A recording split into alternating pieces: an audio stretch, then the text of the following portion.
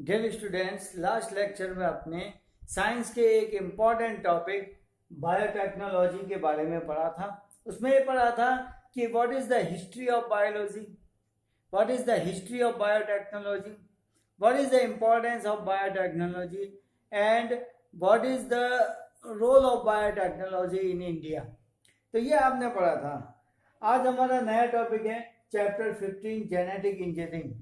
Genetic engineering, the branch of science in which we manipulate the DNA known as genetic engineering।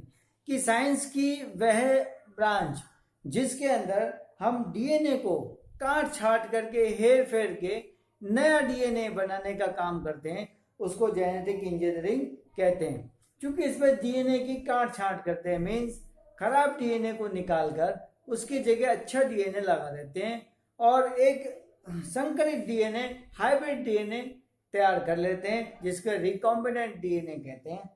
तो इसलिए इसको tailoring of gene भी कहते हैं। Gene की टेलरिंग। टेलर क्या करता है भाई? टेलर ये करता है कि इसके अंदर जो खराब कपड़ा होता है उसको काट पीट करके सीधा करता है। ऐसे ही हमारे पास एक जीन है, उस जीन में बहुत से क्रम पाए जाते हैं। कुछ सीक्वेंसेस ऐसे होते हैं जो कि इम्पोर्टेंट नहीं होते, आगे जाकर के डिजीज प्रोड्यूस कर सकते हैं, तो उनको हम काट करके अलग कर देते हैं। इसीलिए इसे जेनेटिक इंजीनियरिंग कहा जाता है। फिर सुनिए, साइंस की वह ब्रांच जिसके अंदर डीएनए को काट छांट कर एक उन्नत किस्म का डीएनए तैयार किया जाता है, उसे जेनेटिक इंजीनियरिंग कहते हैं। इसे जीन टेलरिंग भी कहते हैं, क्योंकि इसके द्वारा जो जीन होता है उसको इम्प्रूव किया जा सकता है। एक है सन 1970 के अंदर हमारे भारत के वैज्ञानिक थे डॉक्टर हरगोविंद खुराना। इन्होंने जीन के ऊपर काम किया था तथा इन्होंने ये बताया था कि जीन का सिंथेसिस कैसे होता है, हम कैसे आर्टिफिशियल जीन का सिंथेसिस कर सकते हैं। और एक टेक्निक थी डीएनए रिकॉम्बिनेंट टेक्निक, डीएनए पुनर्योगज तकनीक, इसके बारे में उन्होंने कार्य किया था, जिसको आगे बढ़ाया था। तो students, another important topic for us that what is DNA recombinant technology, कि हमारे लिए सबसे महत्वपूर्ण टॉपिक है कि डीएनए पुनर्योजन तकनीक क्या होती है, डीएनए टेक्नोलॉजी क्या होती है। तो थोड़ा सा मैं इसको उसमें जानकारी दे दूं कि हमारे पास दो सेल्स हैं, जैसे ए और बी। ए सेल के अंदर डिजायरेबल डीएनए है, मीन्स अच्छे डीएनए, वांछित डीएनए जिनको हम प्राप्त करना चाहते हैं। एक सेल ली बी किसकी? बैक्टीरियल सेल ली। बैक्टीरिया की जो सेल होती है, एक तो उसमें खुद का डीएनए होता है जिसको बैक्टीरियल डीएनए कहते हैं, और दूसरा उसमें एक्स्ट्रा डीएनए होता है। इस एक्स्ट्रा डीएनए को प्लाज्मिड कहते हैं। एक्स्ट्रा डीएनए को क्या कहते हैं? प्लाज्मिड कहते हैं। तो इसमें सबसे पहला स्टेप होता है कि जो डिजायरेबल या वांछित जीन होता है उसको सेपरेट कैसे किया जाए। तो यहाँ पर डिजायरेबल या वांछित जीन है जो हमें चाहिए। सबसे पहले इस सेल वॉल या कोशिका भित्ति गलाने वाले एंजाइम में रख देंगे। अब कोशिका भित्ति कौन गलाता है? यदि प्लांट सेल है तो इसको सेल्यूलेज एंजाइम में रख देंगे, और यदि फंगल सेल है, फंगी की किसी की सेल है, कवक की सेल है, तो इसको काइटिन एंजाइम के अंदर रख देंगे। ये क्या करेंगे? इस सेल वॉल को गला देंगे। गलाने के बाद में ये डीएनए सेपरेट हो जाएगा। सेम इसी तरह से बैक्टीरिया को भी बैक्टीरियल सेल गलाने वाले एंजाइम जैसे लाइसोजाइम में रख देंगे, जिससे इसकी सेल वॉल भी गल जाएगी। गल करके इसमें से प्लाज्मिड बाहर आ जाएगा। ठीक है, अब ये आ गया। नेक्स्ट इसका जो स्टेप आता है वह है डीएनए का खंडन, यानी फ्रेगमेंटेशन ऑफ डीएनए। इसमें क्या करते हैं? एक एंजाइम होता है जिसे कहते हैं प्रतिबंधित एंजाइम, रेस्ट्रिक्शन एंजाइम, प्रतिबंधित एंजाइम या रेस्ट्रिक्शन एंजाइम। जब ये डालते हैं तो ये डीएनए को जगह जगह से काट देता है। और छोटे छोटे टुकड़े बना देता डीएनए के, जिसे कहते हैं RFLP, restriction fragment length polymorphism कहा जाता है। इसी तरह से प्लाज्मिड को भी कट लगा दिया जाता है। तो ये प्लाज्मिड है, इसमें कट लगा है, तो ये काट करके हमने अलग कर दिया, बचा कैसे, इस तरह से शेष बच गया प्लाज्मिड में। अब हम क्या करते हैं, इसमें से कोई डीएनए छांटते हैं, जो डीएनए सबसे अच्छा होता है। मान लीजिए ये डीएनए सबसे अच्छा है, इसको हमने छांटा। छांटने के बाद रिकॉम्बिनेंट डीएनए, जिसको एक तरीके से संकरित डीएनए भी कहते हैं, जैसे ए सेल का ये डीएनए बहुत अच्छा है, इसको हमने इस प्लाज्मिड से जोड़ दिया, प्लाज्मिड से जोड़ दिया, ये देखिए प्लाज्मिड से जोड़ दिया, जिससे जो नया डीएनए बनता है संकरित डीएनए, जिसमें दो डीएनए मौजूद होते हैं, एक तो ए सेल का डीएनए मौजूद होता है और दूसरा क्या है, प्लाज्मिड मौजूद होता है।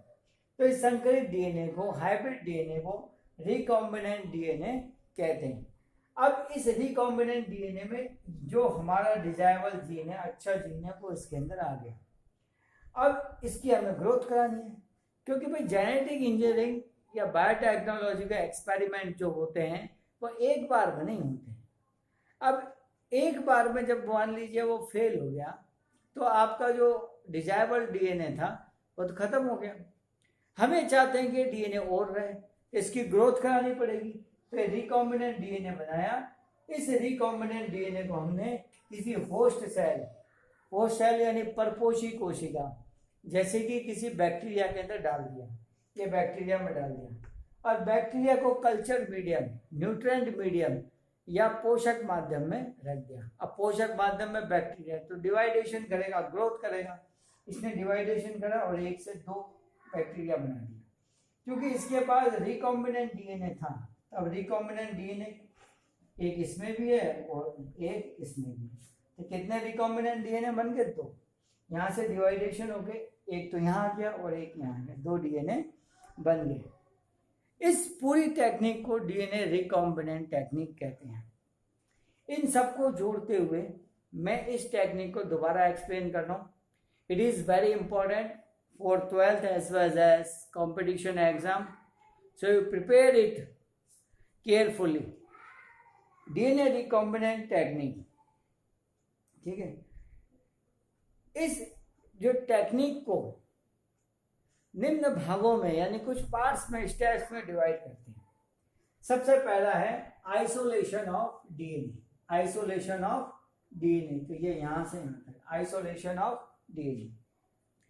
देखिए, इस विधि में हम किसी सेल से डिजायरेबल डीएनए या वांछित डीएनए या अच्छे डीएनए को सेल वॉल गलाने वाले एंजाइम यानी कि कोशिका भित्ति गलाने वाले एंजाइम में डाल देंगे, जिससे सेल वॉल उसमें डस्ट हो जाएगी। यदि प्लांट सेल है तो हम करेंगे सेलुलेज एंजाइम, यदि फंगल सेल है तो उसमें यूज करेंगे काइटिनेज एंजाइम, और यदि बैक्टीरियल सेल है तो उसमें यूज करेंगे लाइसोजाइम एंजाइम। ये एंजाइम इसकी सेल वॉल को या कोशिका भित्ति को गला देंगे, जिससे डीएनए बाहर हो जाएगा। तो ये फर्स्ट स्टेप हुआ आइसोलेशन ऑफ डीएनए, डीएनए का पृथक्करण। अब सेकंड है डीएनए का विखंडन, फ्रैगमेंटेशन ऑफ डीएनए। वांछित डीएनए को ये किसी प्रतिबंधित एंजाइम या रेस्ट्रिक्शन एंजाइम में डाल देंगे। ये रेस्ट्रिक्शन एंजाइम डीएनए को छोटे छोटे टुकड़ों में तोड़ देगा, जिसको RFLP कहते हैं या डीएनए खंड कहते हैं। इसी तरह से बैक्टीरियल सेल को हम लाइसोजाइम के एंजाइम में डाल देंगे, जिससे ये हट जाएगा सेल वॉल और ये प्लाज्मिड आ जाएगा। इस प्लाज्मिड को भी रेस्ट्रिक्शन एंजाइम यानी प्रतिबंधित एंजाइम से काट देंगे। अब यहाँ पे जो हमने डीएनए खंड काटे थे उसको इससे तोड़ेंगे। तो थर्ड जो है रिकॉम्बिनेंट डीएनए, पुनर्योजित डीएनए का निर्माण करना। तो इधर देखें, अच्छे डीएनए खंड को या डिजायरेबल डीएनए खंड को हम प्लाज्मिड में जोड़ देंगे। जोड़ने के बाद में संकरित डीएनए होगा।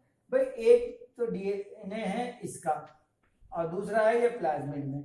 तो संकरित या हाइब्रिड जो डीएनए बनेगा उस हाइब्रिड डीएनए को रिकॉम्बिनेंट डीएनए या पुनर्योजित डीएनए कहते हैं। इसको काइमेरा भी कहते हैं। अब इसके बाद नेक्स्ट स्टेप आता है पुनर्योजित डीएनए की ग्रोथ कराना, यानी ग्रोथ ऑफ रिकॉम्बिनेंट डीएनए। पर ग्रोथ होगी कहाँ? होस्ट सेल के अंदर ग्रोथ होगी इसकी। तो किसमें है? नेक्स्ट स्टेप है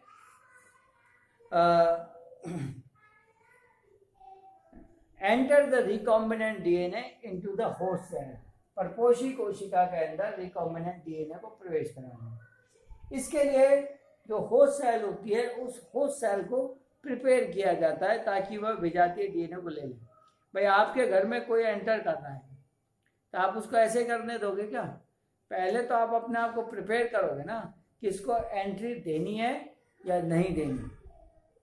तो इसको एंट्री देने के लिए सबसे पहले इसको होस्ट सेल जो होती है इसको कैल्शियम आयन से ट्रीट किया जाता है। किससे?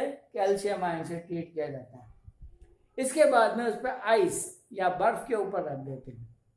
उसके बाद उसका टेम्परेचर रखते हैं 42 डिग्री सेंटीग्रेड, और उस 42 डिग्री सेंटीग्रेड के बाद में उसको दोबारा बर्फ के ऊपर रखते हैं और बाई फोर्स इस रिकॉम्बिनेंट डीएनए को इसमें एंटर करा देते हैं। चाहे इंजेक्शन से कराएं या किसी भी मेथड से कराएं, जो आगे आएंगे उससे इसमें एंटर करा देते हैं। अब ये किस में एंटर हो गया?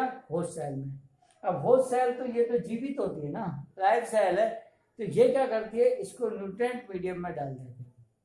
जैसे ही न्यूट्रिएंट मीडियम में डालेंगे ये ग्रोथ करना स्टार्ट कर देगी और डिवाइड करेगी, और जैसे ये डिवाइड करेगी 1 से 2 डॉटर सेल का फॉर्मेशन होगा।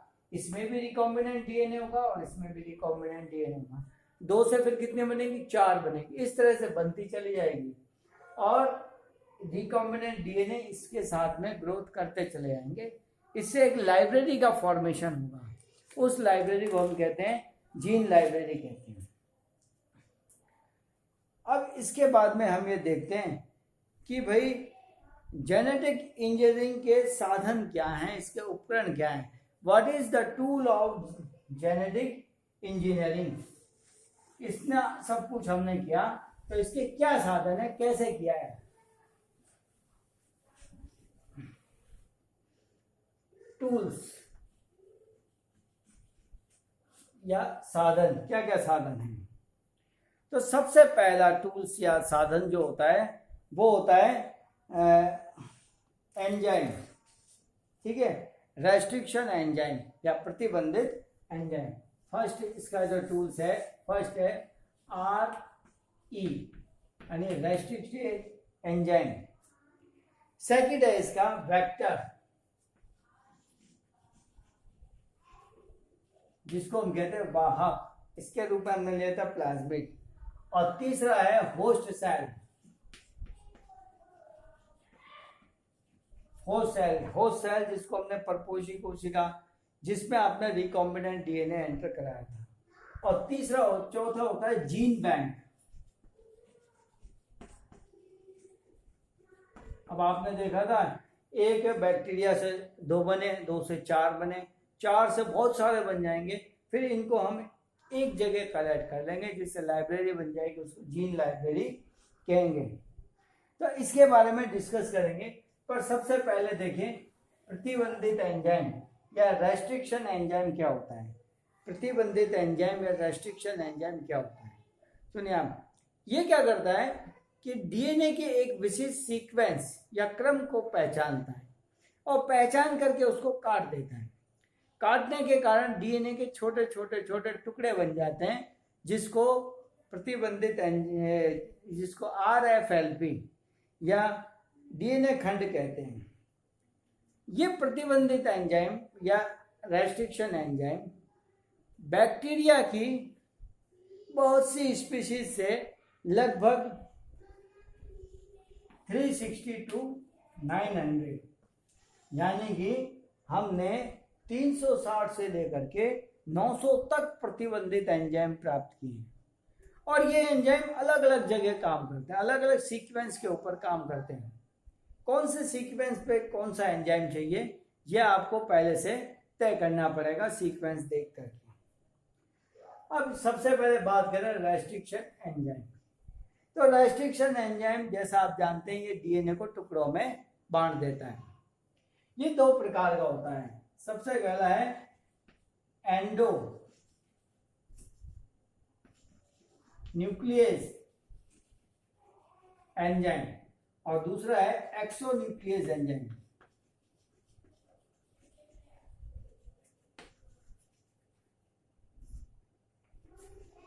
एक्सोन्यूक्लियस एंजाइम और एंडोन्यूक्लियस। एंडो का मतलब क्या होता है? अंदर से। जैसे ये डीएनए मॉलिक्यूल है, ठीक है, ये एक डीएनए मॉलिक्यूल है। अब यहां था 3N 5N 5N 3N, ठीक है।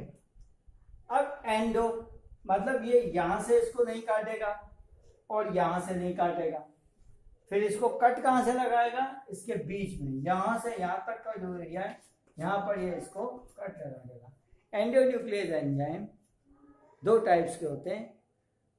सबसे पहला इसमें क्या करेगा ये एंडोन्यूक्लियस और एक्सोन्यूक्लियस। एंडोन्यूक्लियस में ये इसके एंड्स को, सिरे को छोड़ करके जो बीच के स्थान होते हैं उनके बीच के स्थानों से डीएनए को कट करेगा।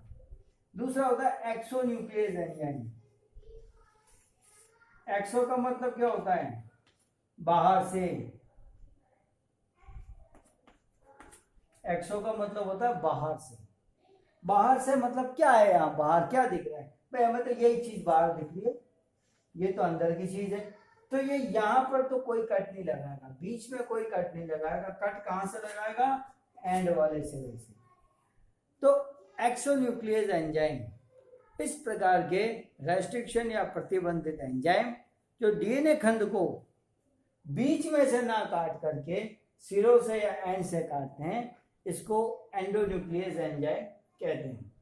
तो पुनः पढ़ें क्योंकि ये एग्जाम में आता है। What do mean by restriction enzyme, और ये कितने प्रकार के होते हैं? तो वे एंजाइम जो डीएनए को पहचान कर उसको काटने का काम करते हैं उसे हम रेस्ट्रिक्शन एंजाइम या प्रतिबंधित एंजाइम कहते हैं। बैक्टीरिया की अनेक स्पीशीज से लगभग 360 to 900 रेस्ट्रिक्शन एंजाइम हमने डिस्कवर कर लिए हैं, और ये एंजाइम जो होते हैं डीएनए के अलग अलग सीक्वेंस को पहचान के काम में लिए जाते हैं। इसको दो भागों में बांटा गया है। सबसे पहला है एंडोन्यूक्लियस एंजाइम और दूसरा है एक्सोन्यूक्लियस एंजाइम। एंडोन्यूक्लियस एंजाइम इस प्रकार के एंजाइम जो डीएनए को सिरों को छोड़कर बीच में से काटने का काम करते हैं, इसको कहते हैं एंडोन्यूक्लियस एंजाइम।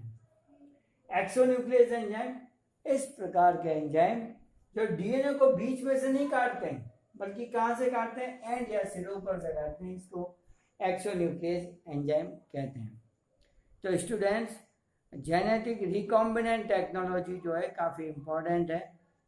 डीएनए पुनर्योजन तकनीक बहुत इम्पोर्टेंट है। मैंने आपको बहुत सिंपल लैंग्वेज में हिंदी प्लस इंग्लिश मिक्स करके बताया, आपको ये आसानी से समझ में आ जाएगा। कोई डाउट हो तो आप मुझसे क्लियर कर सकते हैं।